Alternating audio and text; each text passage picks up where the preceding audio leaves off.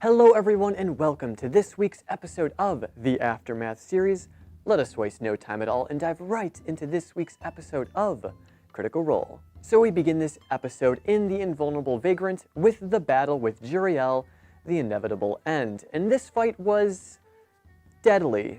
The inevitable end is aptly named, as this Juriel seems to be a hybrid between like a rogue, an eldritch knight, and different elements all tossed into one deadly being. And she used this familiar hit-and-run tactic where she would deliver a deadly blow and then sink and turn invisible and disappear into the floor. This fight felt very similar or reminiscent of the battle with Deshilla, where she also used this sort of hit-and-run tactic where she would fight and then disappear amongst the tentacles in the walls. And to showcase how deadly Juriel was, she did land a critical one shot onto Not, dealing, I believe, almost 100 damage in one swing, which, at this level, definitely took Not out of the picture. But honestly, this does serve as payback, because Not has definitely one-shot many of Matt Mercer's characters as well. And as this fight went on, there was a question that had to be asked. How in the world do they beat this assassin? Well, the most effective way, and a tactic that the party has used many times in the past to much success, is Bo landing her critical stunning strike ability. Seriously, this stunning strike comes in so clutch in so many different fights, and in this one in particular, it was quite pivotal because of this hit-and-run tactic that Juriel was using. They just weren't able to pin her down. They weren't able to deliver enough damage to incapacitate her, but finally Bo was able to stun her, and the party were able to deal a substantial amount of damage. However, they were not successful in fully defeating her. Ford also used his Banishing Smite, which took her out of the picture for about a minute, which allowed the party to form some kind of a plan for when she did reappear. But, as we know, the plans that the party makes don't always go as they wanted it to. And once Juriel reappeared, the party was unsuccessful in finishing her off, and once again she sunk into the floors and vanished. She did not reappear after that. Now, obviously Juriel is an assassin, but how exactly did she track the party down? Now, the answer could be quite simple. They merely scried on where the party was, and Juriel teleported. Matt did give the description that she was a specter-esque being, so I guess it wouldn't be too crazy to think that she could, in fact, teleport. Now, what does all of this mean? Well, it means that the party can never truly feel safe again. Who knows when she's gonna strike next? She can appear out of nowhere and use this hit-and-run tactic once again. If the party didn't land that stunning strike and deliver all of those blows, she may have just single-handedly killed the entire party. But it is still good to know that if they are able to lock her down, she isn't too terribly strong. After the fight with Juriel, the party had a chance to talk with Pumat Sol and give him the information about Juriel and Tharsden and Obann and this whole cult that seems to be happening. Now, I trust Pumat Sol. However, we can't forget that he is in league with the Cerberus Assembly, and they seem to be giving him a lot of information. Now, that's not necessarily a bad thing, because the more powerful figures that know about this rising threat, the better, because we will have more people to stop it, but we don't know for sure if all of the members of the Cerberus Assembly are good. There are theories popping around that Ludinus Deleth, the leader of the Cerberus Assembly, is actually working with these cultists and trying to unleash the Chained Oblivion. So while Pumat does mean well, hopefully he doesn't share too much information with his superiors about what's going on. But as the episode did progress, which we will talk about later, I don't think that will necessarily be an issue, as I'm sure the Cerberus Assembly is now well aware of what's going on. But more on that later. After the party was satisfied with their rest, they decided to pay a visit to the gentleman. Now, we haven't seen the gentleman in quite some time.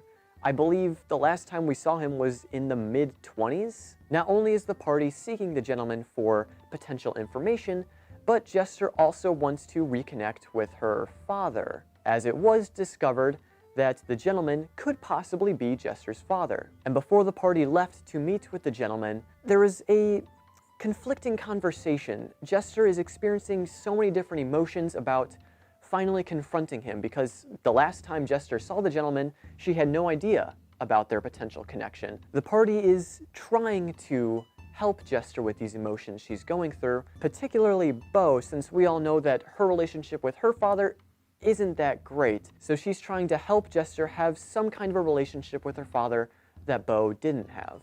And so after that brief conversation, the party does meet with the gentleman and they exchange some information, specifically regarding Juriel, the Laughing Hand, Obann, the Chained Oblivion. They just want to know if the gentleman has heard anything about this, and the gentleman has made it very clear that he knows nothing about it. He doesn't want to get involved. It's way above his pay grade. He's just a simple smuggler. He wants absolutely nothing to do with it.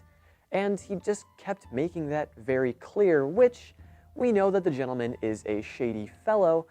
So is he being completely truthful? Is he perhaps working with maybe some of the members of this cult, or maybe even members of the Cerberus Assembly? We don't know for sure. It's just pure speculation. Because the gentleman is a shady person, he could simply just not want to get involved. But we did learn that he is a little bit connected to this cult. He mentioned that he sold a skull to the Stossman family in Comorta, which is where Obann and company went to retrieve the skull of Juriel. So it's probably the same thing. And then we later found out that the Stossmans were robbed and 2 of their family members were killed. So that does confirm that the skull that was sold to the family was in fact the skull of Juriel. So in that sense, I guess the gentleman is a little bit connected to the cults, but he was unaware of the nature of this skull that he was selling. But during this conversation, Jester couldn't help herself but blurt out, "You're my father," to the gentleman, which then led the gentleman to shutting her down and denying any connection with her at all. And then Jester even disguised herself as Marion Lavore, her mother, and the gentleman denied even knowing her. This obviously then led to a very heartbroken Jester. However, Caduceus Clay did have his eyes trained on the gentleman, and it was clear to him that the gentleman wasn't being fully truthful.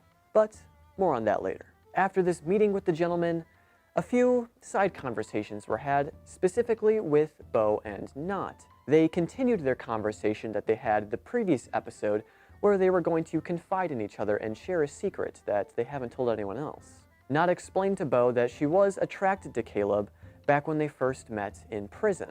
Now, this isn't a crazy revelation. There have been theories floating around and assumptions could be made that Knot did have feelings for Caleb, but now she's more of a motherly figure towards him. But now what's really interesting is what Bo shared with Knot. Bo revealed that she has a little bit of a crush on Jester.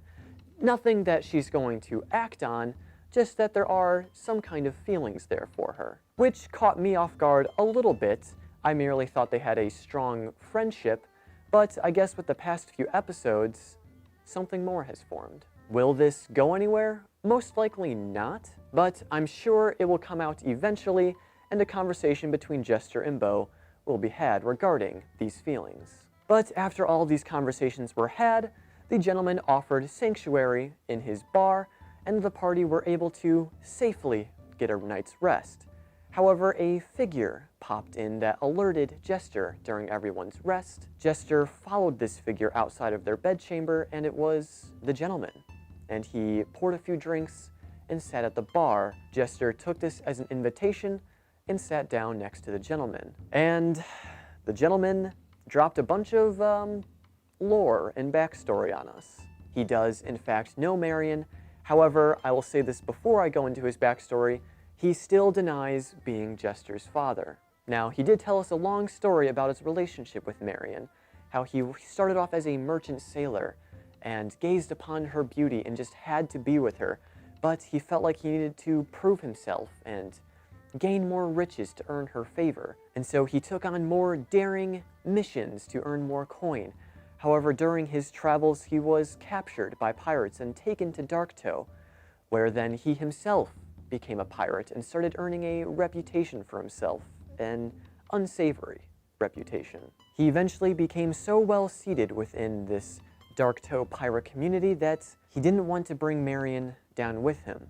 And so, instead of going back to Marion, he decided to head to Zadash, where he has now built his criminal empire.